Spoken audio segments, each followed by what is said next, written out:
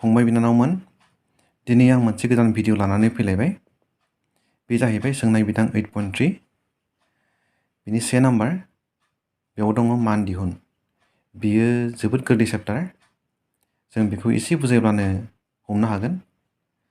बिदिब्ला जों बेखौ माबायदि खालामो नायलांदिनि। दायो सेयाव दङ मान दिहुन। बिनि 1आव sin 18 degree by cos 72 degree. दा बेखौ माबायदि खालामगोन? जों बेहाय गोजौनिखौ सोलायनो हायो एबा गाहायनिखौ सोलायनो हायो। जों बेखौ खालामनायनि सिगां ओरैबायदिखौ जों मिथिग्रोनांगोन। बेहाय sin 90 डिग्री माइनास a माने बेसेबां जायो? बे जाहैगोन cos a बे जायो।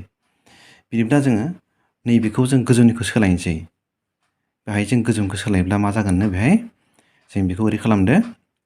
sin मा खालाम 18 डिग्रीनि जायगायाव नोंसोर मा हो बेखौ 90 डिग्री माइनास गाहायनिखौ लादो। गाहायना बेसेबांनो 72 डिग्री ओरै खालामदो। ओमफ्राय गाहायनिखौ नोंसोर सोलायनांला बेखौ cos बेसेबांनो 72 डिग्री।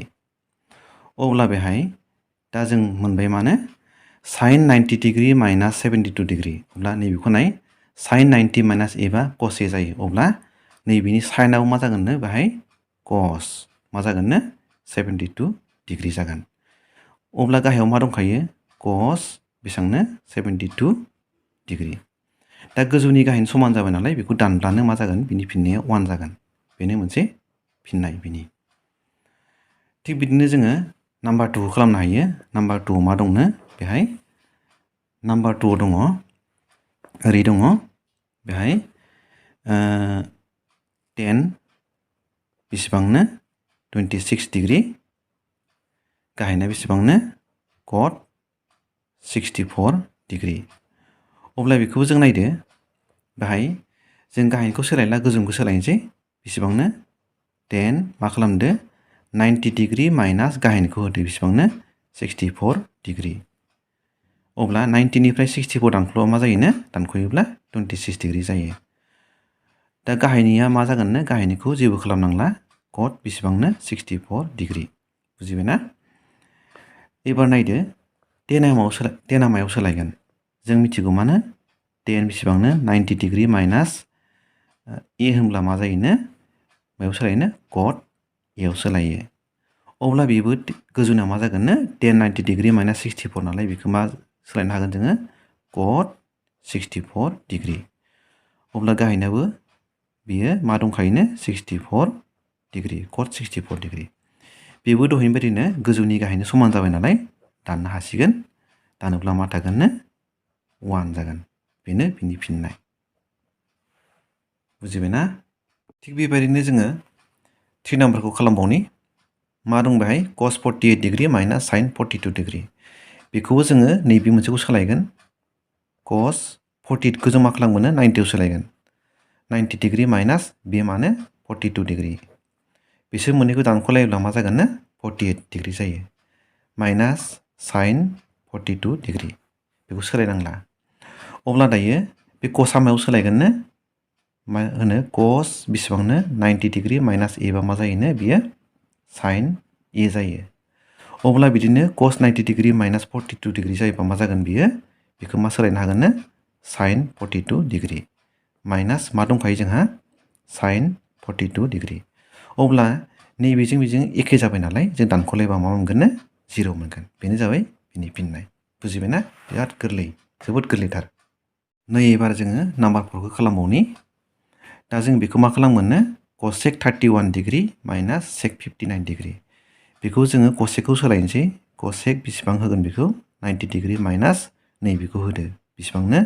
59 डिग्री माइनास नैबेखौ सोलायनांला sec 59 डिग्री। अब्ला cosecआ मायाव सोलायगोन? cosecआ सोलायो बेसेबाङावनो? secआव सोलायो दे। अब्ला जों ओरै बेखौ नायनो हायो। cosec बेसेबांनो 90 डिग्री माइनास a बा मा जायोनो? sec a जायो। बुजिबायना? नैबेबायदि आरो दे। cosec 90 डिग्री माइनास a बा मा जायोनो? sec a जायो। अब्ला नैबेबो मा जागोननो? cosecआ मायाव सोलायगोननो? sec बेसेबांनो 59 डिग्री माइनास बे बेसेबांनो? sec बेबो 59 डिग्री। बेबोथ' समान जाबाय नालाय दायो बेखौबो जों मा लिरनो हागोन? दानख'ब्ला मा जागोननो? 0 जागोन। बेनो जाबाय नाम्बार 4नि फिननाय। बुजिबायना? बेबायदिनो जों खालामबावनि नाम्बार 5 खौ। बाहाय दं sin 35 आरो sin 55 डिग्री माइनास cos 35 आरो मा दं cos 55 डिग्री। अब्ला जों नैबेनि मोनसेखौ सोलायदो आरो नैबेनिफ्राय मोनसेखौ सोलायदो। अब्ला जों माखौ सोलायनो? नैबेखौ सोलायनोसै बेखौ। मा दं बेहाय sin 35 डिग्री नालाय बेखौ जों 90 आव सोलाय। 90 डिग्री माइनास लोगोआ मा बेहाय 55 डिग्री बिदि होदो। अब्ला बिसोर मोननैखौ दानख'लायबा मा जायोनो 35 डिग्री। लोगोसे बेहाय मा दंबावो sin 55 डिग्री माइनास नैबेनिफ्रायबो जों मोनसे सोलायदो। जों बे 35 खौनो सोलायनोसै। बेखौ मा खालामदो cos 90 डिग्री माइनास लोगोआ मानो 55 डिग्री बिदि होदो। दानख'लायबा मा जायोनो 35 डिग्री आरो लोगोआ मा दंबावो cos 55 डिग्री बेखौ जेबो खालामनाङा जोङो बेबायदि। दायो जों साइनआ मायाव सोलायोमोनलाय? साइनआ सोलायो cosआव। cos बेसेबां जागोन बियो 55 डिग्री। लोगोसे मा दंबावो sin 55 डिग्री माइनास नैबे cosआ मायाव सोलायोमोनलाय? cosआ जायो sin बेसेबां जागोन बियो 55 डिग्री। लोगोसे मा दं बाहाय cos 55 डिग्री। अब्ला नायदो cos 55 डिग्री sin 55 डिग्री बेबो थिग बिदिनो sin 55 डिग्री आरो cos 55 डिग्री मोननैबो समान एखे। बेनिखायनो बिनि दानखौ गासैया जाहैगोन 0। बेनो जाबाय बिनि फिननाय। बुजिबायना फंबाय बिनानावमोन? बिदिब्ला दिनैनि थाखाय एसेनोसै। उननि भिडिअ'आव लोगो मोनफिननायनि मिजिंजों दिनैनि थाखाय बेसेयावनो दोनथ'नाय जाबाय दै फंबाय बिनानावमोन।